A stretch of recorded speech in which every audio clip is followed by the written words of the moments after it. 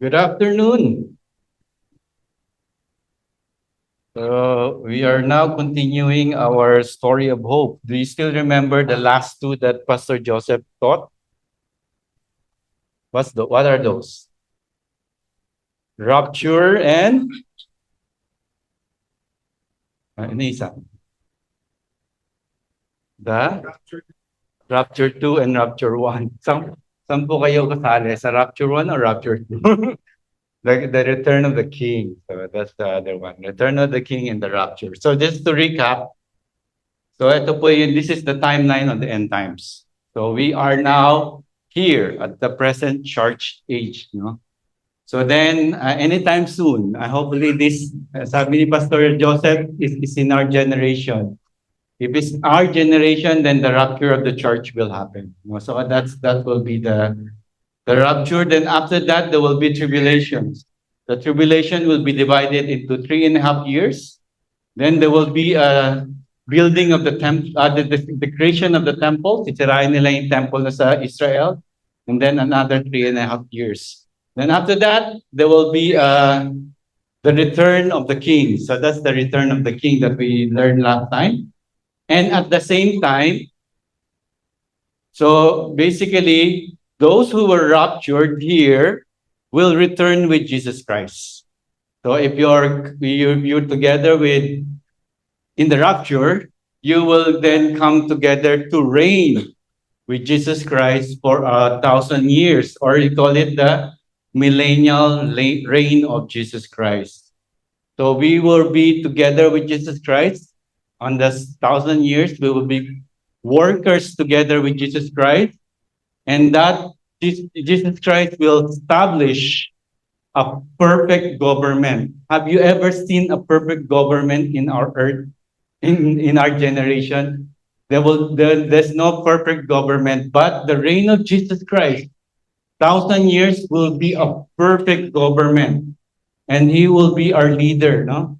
And according to the Bible, all the saints will work together with Him, and we will become judges of all the earth, no? Then at the same time, when Jesus Christ returned, the imprisonment of Satan will also happen. That will also 1,000 years. So that is the same time millennial will reign. There will be no Satan. There will be no devil. There will be no temptation for 1,000 years. Imagine that. You will never fall into sin. And that's because there's no Satan. There's no deceiver. No, that's what we're going to study. Then after that, we in our study for today, we will study about the temporary release of Satan after the millennial reign of Jesus Christ. No, so that is what we're going to study today. So just a fun fact, no. So do you know that men will be in heaven 30 minutes earlier than the ladies? Basahin niyo po, Romans 8:1. Sino pwede makabasa? Ay, Revelations 8:1. Sorry, Revelations 8:1. Okay, Revelations 8:1. there was silence throughout heaven for about half an hour. See, I told you. The silence, there's no noise during 30 minutes. No? Na, of course, it's a joke. Joke lang po yan. Baka mag-walk out yung mga ladies din. No? Nagot tayo dyan. So, okay, we're going to study about Satan imprisonment, no? And then from there, we'll see that that will be the end of Satan. Okay. But prior to that, prior to the eventual final doom, Satan will be bound for a period of 1,000 years during the millennial reign. So, yun po yan, no? So, let's read, babalik po tayo. Let's go back to the Revelations 20, verse 1 to 3. So, we will see that there's a prisoner here.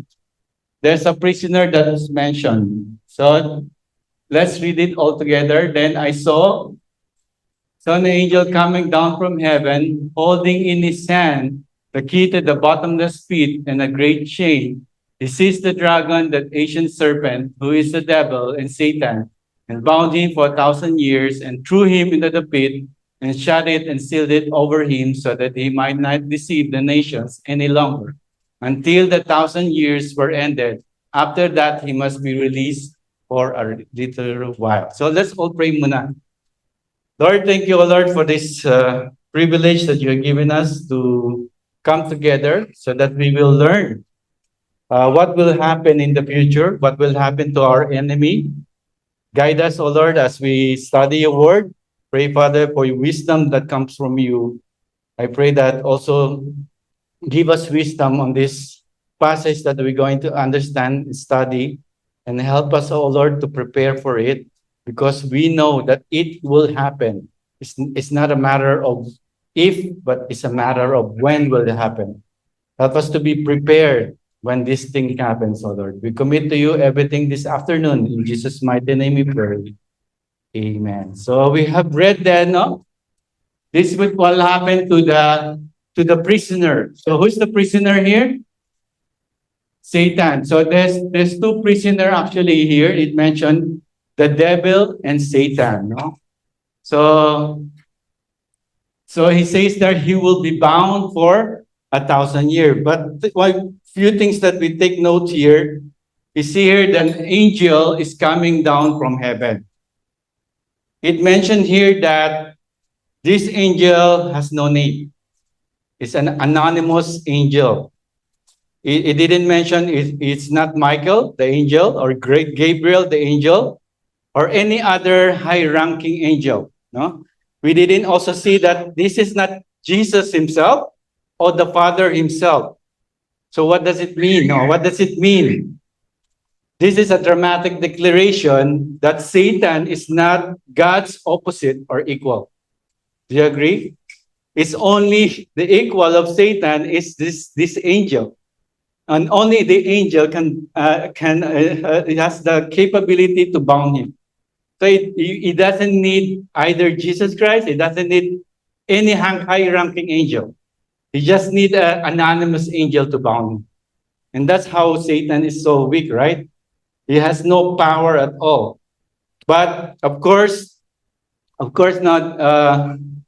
Satan will not easily get defeated or any time, because we know that also Satan is being used by God. Being used by God for his purpose. Indirectly, he serves the purposes of God. That's why Satan's still there. He's not really vanquished forever, but he's now in prison, no? In prison. And he was in prison for 1,000 years. And that's what Satan is. He will be in prison. But one question here is, why did the angel why did that angel just kill that Satan or the devil? Bakit hindi niya pinatay bakit hindi na lang niya pinatay? But he still imprisoned it. Well, according to the Bible, the answer is because angel doesn't die. Or maybe fallen angel doesn't die. Because they are a spiritual being. They will never experience death. No? The angels, because they are a spiritual being, they never really experience death. And we can prove that in Matthew 25:41, where Jesus Christ says to the devil, or to Satan, "Depart from me, you curse, into the everlasting fire prepared for the devil and his angels." So which meaning he will not die, because he can only be cast into the fiery place that they've been prepared for him. So we can also see why angels don't have salvation. Why did not God offer the grace of salvation to the devil? Since he has fallen from sin, right? We can see it also. We can see that the Lord God did not really plan to save them, because they're never going to die. The grace was given to men, because we are going to experience death. And that's why God is gracious enough to give us a salvation.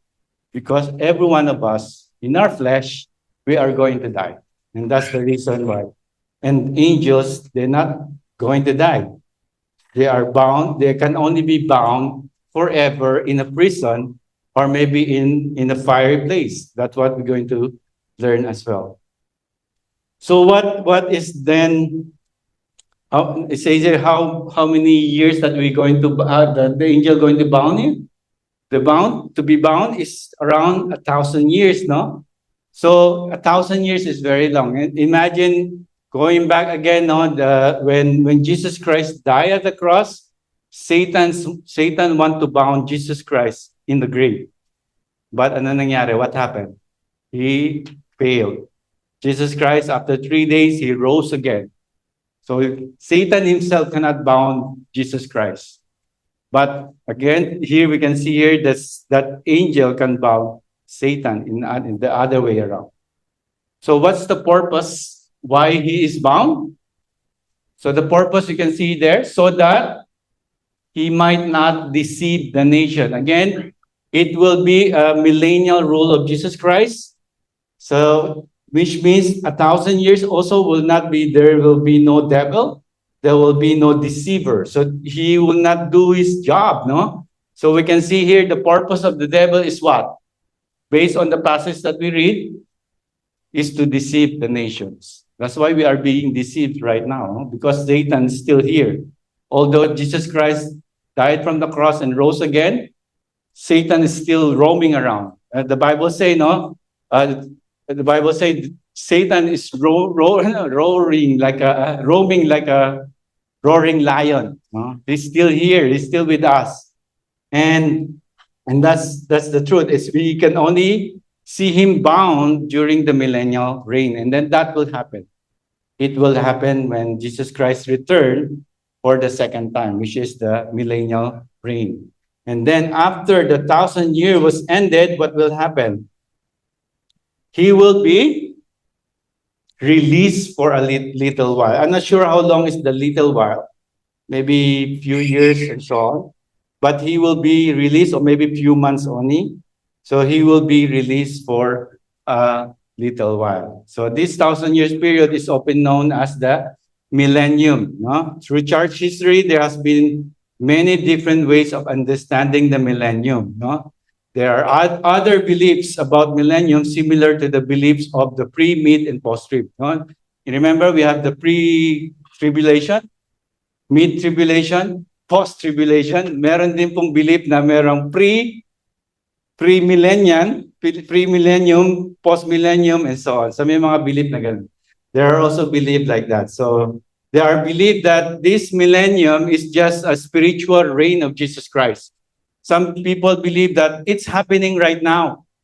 The belief of Jesus Christ is happening right now for 1,000 years, and then he will come again. So it's a spiritual. There's no really a kingdom, physical kingdom that will happen. And that is called, maybe you're familiar with that, Arminianism. That is called Arminianism, which means they don't believe that there will be a physical government that the Jesus Christ rule. No? And there is this one thing called the post-millennialism, saying that the millennium will happen at this age before Jesus Christ returned, but the church will bring it to pass. Meaning the believers will believe that it's happening right now, and the Christian will rule. The Christian will rule the world, and then Jesus Christ will come. So ibig sabihin, we are the one converting the nation into Christianity, and we will become Christian rule. But actually, that's false. No, we can see that the world is not getting any better. It's getting worse. No, it's not getting better. So Christian definitely will be defeated. Not really defeated, but it will be overwhelmed by evil, and that's why the tribulation will come. No. So there are other beliefs, but we believe in the millennial rule of Jesus Christ, which is the pre-millennialism. So we believe in that Jesus Christ will come, will establish his kingdom on earth for 1,000 years, and we will reign together with him. And that's the belief that we have. So I'm not sure what you believe, but that's what I believe, what I have, no? And then it says there, no, after 1,000 years, he must be released for a little while. No, at the end of 1,000 years, Satan will release temporarily. And what do you think Satan will do this in this temporary time? Ano yung palagay nyo? So that will be our passage. So there will be a parole, no? Palalabasin si Satan. We will give in a temporary parole. No, when you in prison and then you do a good deeds, they will give you a parole. But I don't think Satan did the good deeds during prison. But basically, this is the parole. So sabi sa 7 and 8, and when the 1,000 years ended, Satan will be released from his prison and will come out to deceive again the nation. That is his role, no? To deceive the nation that are the four corners of the earth, Gog and Magog, to gather them for battle. And their number is like the sand of the sea. No, it's difficult sometimes to interpret here the prophecy precisely. For example, we don't know what it means by Gog and Magog, no? But actually, in the book of Ezekiel, he mentioned that Gog and Magog, specifically in Ezekiel 38 and 39.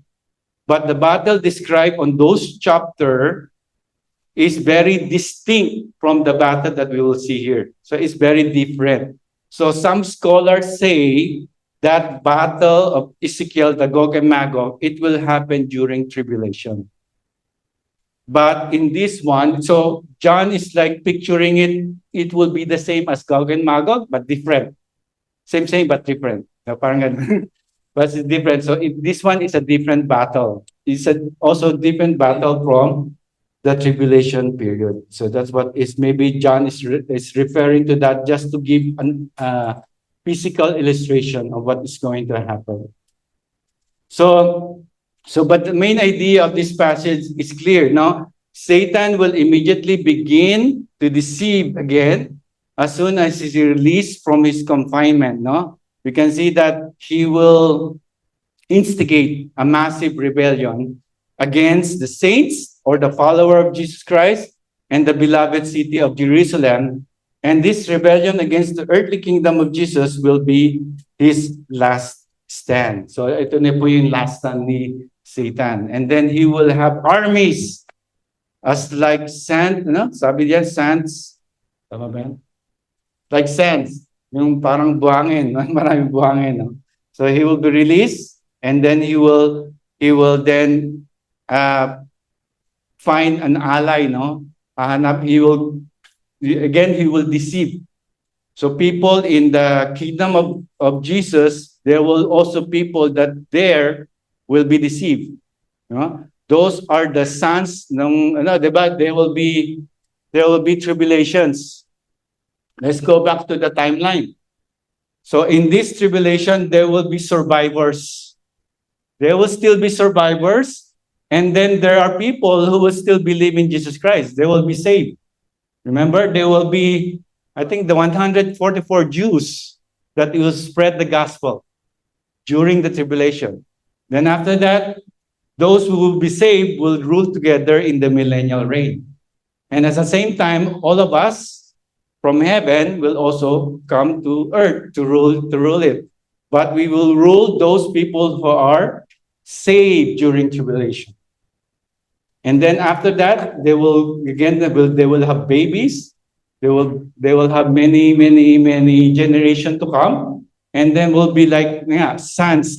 So those people, they will still be deceived by Satan. So that's his role, no? That's why Satan be able to gather around a lot of people to fight against Jesus Christ and his armies. Tayo po yun, no? So that will be the final battle. And we can see here, no?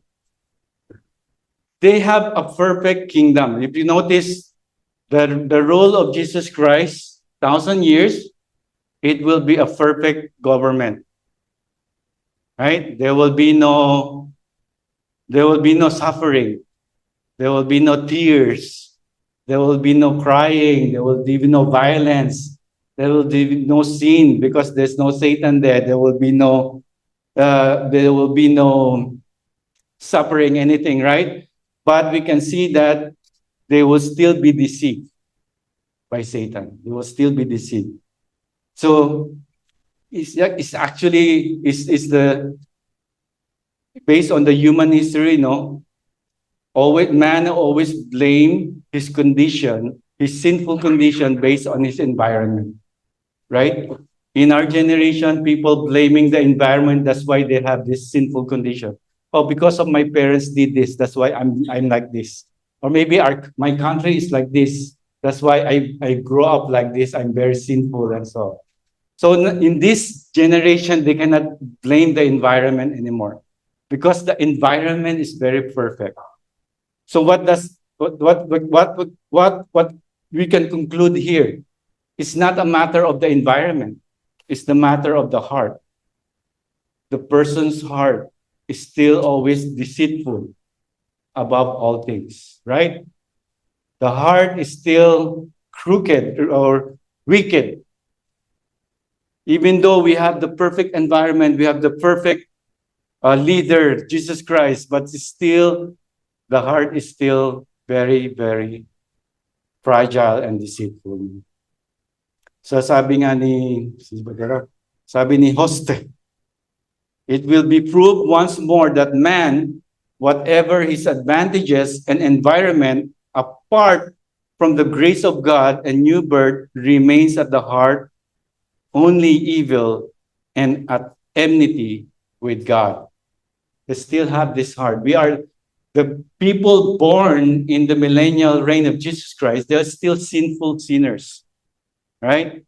They still inherited from their parents and so on, but they live in an environment that is perfect. Even though it's perfect, they still have this desire to rebel against God because it's still inbuilt innate sa ating puso that to be sinful against God.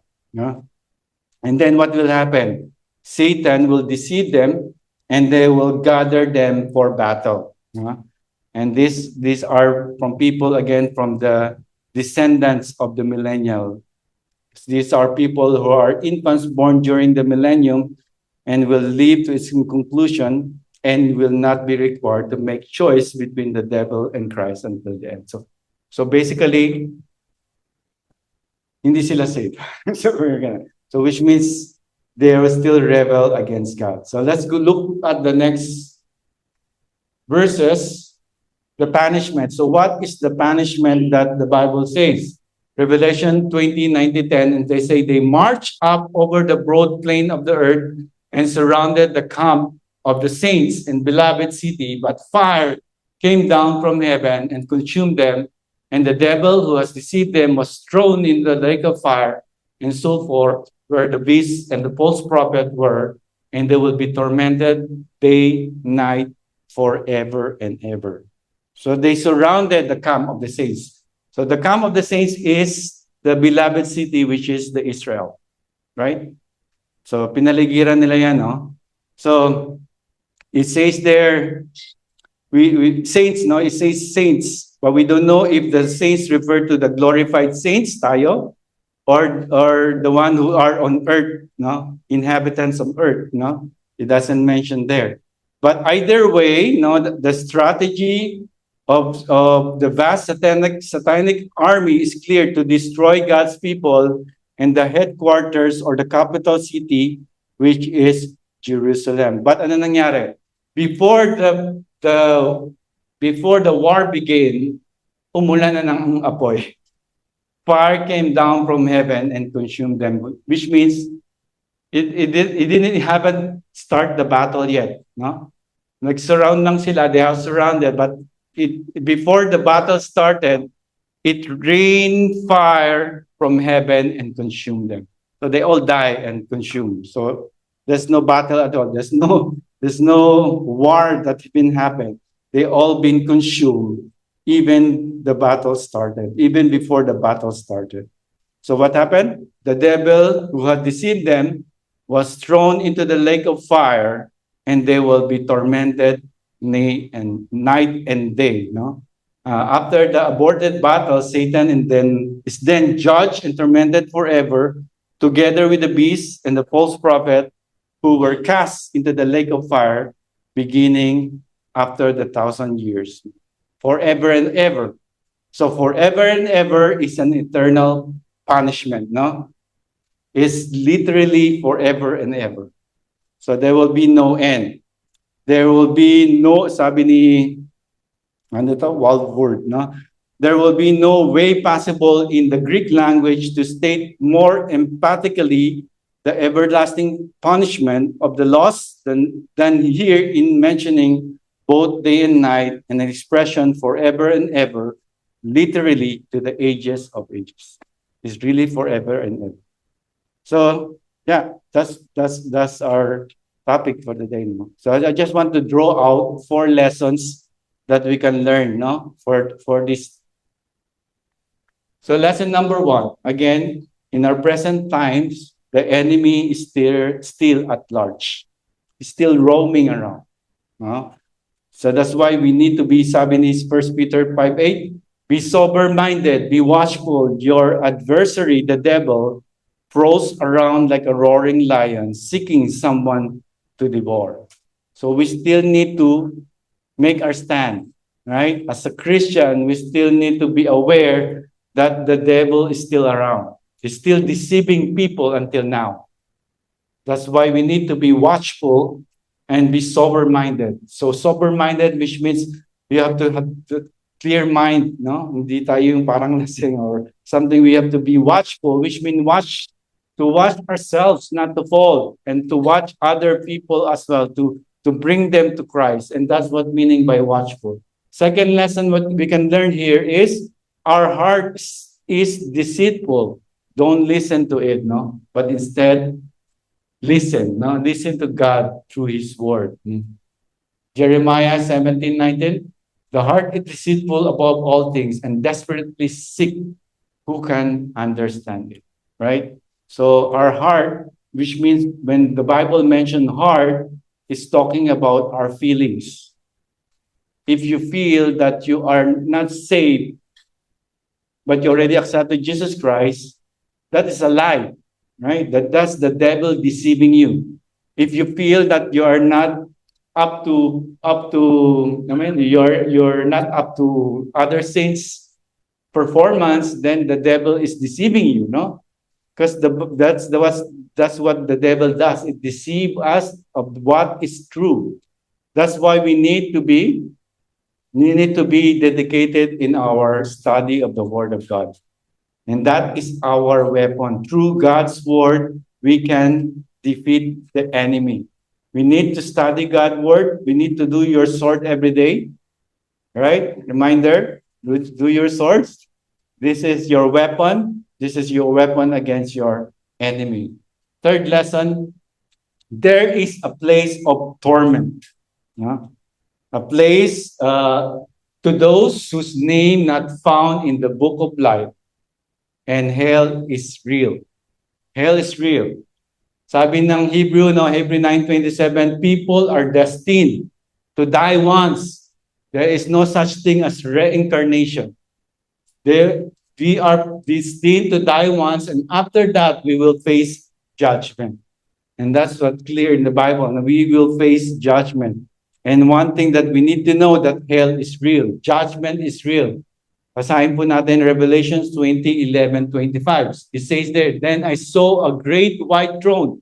This is a judgment seat. No? This is a judgment for those who doesn't know Christ.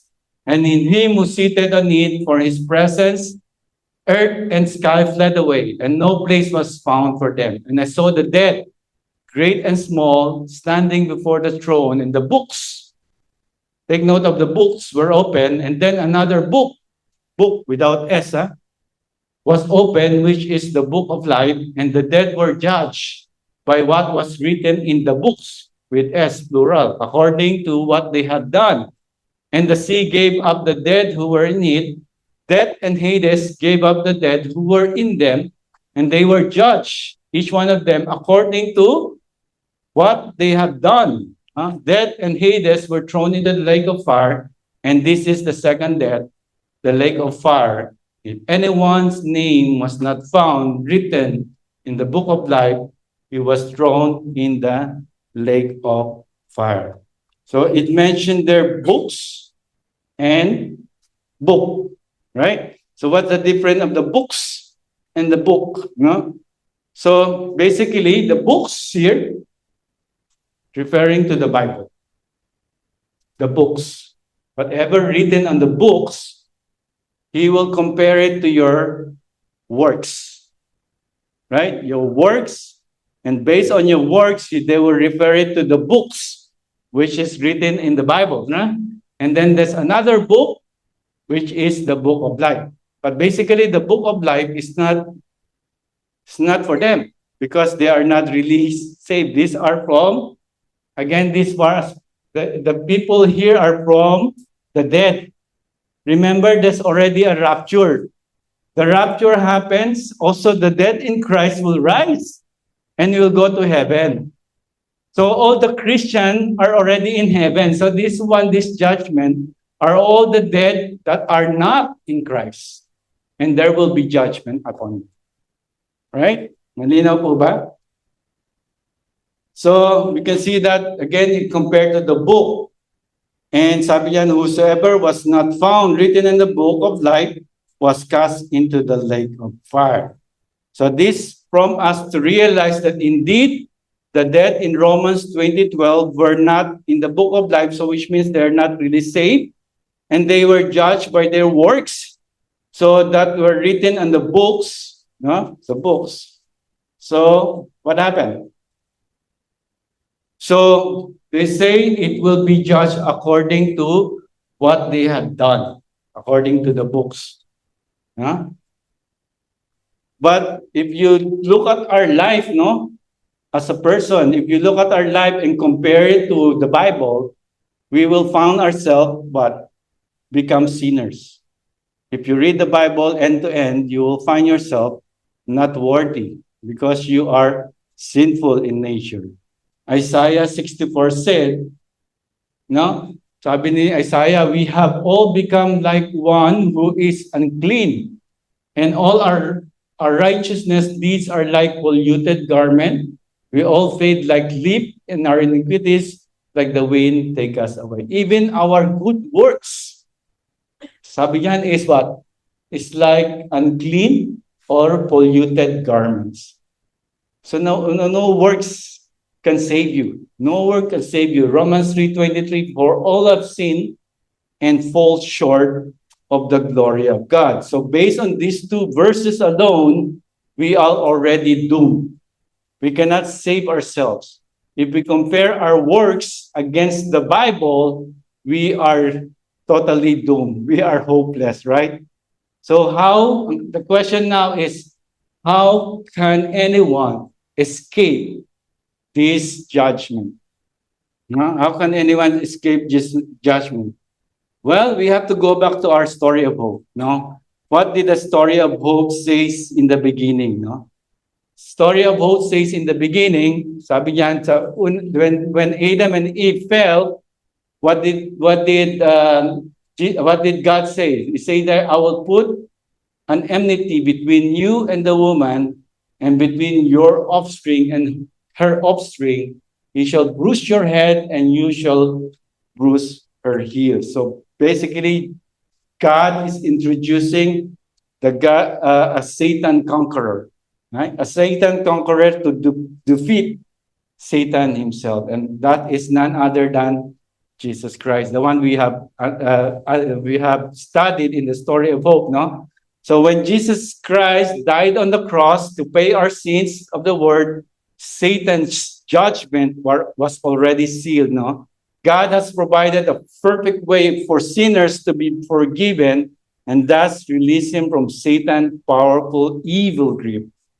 Even though the ultimate personal doom of Satan did not come during Jesus Christ's death, but it will come eventually after the millennial reign. So the good news here is we can escape judgment, no? Because we have this Satan conqueror, no? 1 John 2:2 say, God sent Jesus Christ, paid the price for our sin, and he made us free. That's Galatians, sorry. And then 1 John 2, to him, he is the propitiation of our sin, and not for us only, but also for the sins of the whole world. So Jesus Christ is the one that propitiate or appease God's wrath. No? And then in Galatians 1:4, the Lord Jesus Christ is the one who gave himself for our sins so that he might rescue us from this present evil age according to the will of our Father, God and Father.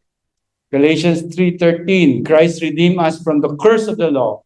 And then Romans 5:6-8, for while we are still helpless, at the right time, Christ died for the ungodly. So Christ provides this Satan conqueror. So the question again, how can we be saved? Yes, we know this Satan conqueror, Jesus Christ. How can we save if we know that there's Satan conqueror? How do we know that it's him? No? So this is how can we be saved. No, it says that God has pronounced the penalty of sin in our spiritual death and separation, but God provides us a hope through deliverance through the gospel. The gospel is the one that we need to be saved. Sabi ni Paul here in 1 Corinthians 15:1-4. Now I'll remind you, brothers, of the gospel. So this gospel is this part. This is the gospel. So I would remind you, brothers, of this gospel, that Christ died for our sins in accordance with the scriptures, that he was buried and he was raised from the third day in accordance with the scripture. This is the gospel in a nutshell. No? So I would remind you, brothers, so he's talking to his Christian brothers, of the gospel which I preached to you. So which means you heard it from me. You heard it from me. And then you receive it. The gospel must be received, in which you stand, which means you believe in it. Eh? With all your heart and soul, you believe in it, and by which you are being saved. And that is how you're going to be saved. Believe the gospel, receive it, stand by it, and then you will be saved. It must be received. And that's how we're going to know that the gospel works in us. No? And the deliverance is called the gospel. In the New Testament, the word literally means the proclamation of good news. No? And that is what Paul is saying. So as Christians, no, if we know that this is the saving grace of God, we will share it to other people, so that they will also receive it and they will believe it, so that they will be saved. So that is our lesson for today. So I just maybe we will group into for our breakout groups. Let's answer these questions. Madali lang naman yung mga questions. So maybe we can group. Maybe we count 1 to 4. 1. Then 1 again.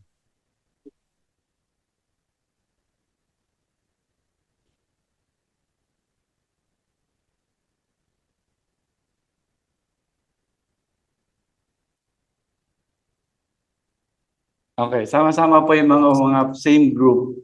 Group 1, Group 2, Group 3, Group 4. And discuss this among yourselves.